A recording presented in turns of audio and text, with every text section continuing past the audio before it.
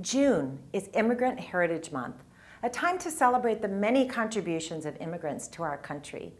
Many of us are descended from immigrants who came to the United States to make a better life for themselves and their children.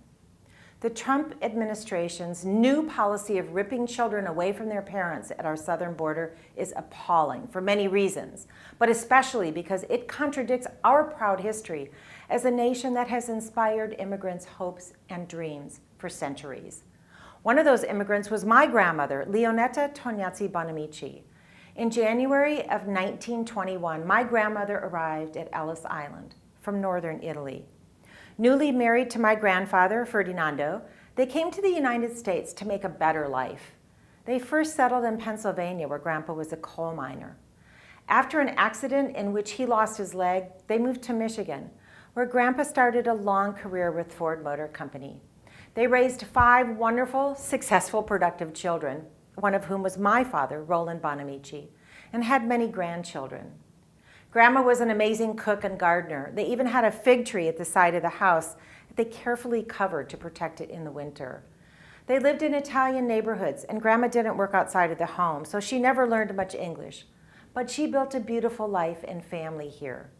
My grandparents probably never imagined that one of their grandchildren would become a member of Congress, and they would not have believed that our country's president would support tearing apart families, seeking refuge and a new life here. Incarcerating asylum seekers, separating families, and traumatizing innocent children goes against our nation's values. It's cruel, it's unnecessary, and it's wrong. We must end this inhumane practice. As a country, we should appreciate the contributions of the families who have immigrated here from all over the world. I wouldn't be here without the love and courage of my grandparents, and the same is true for millions of Americans.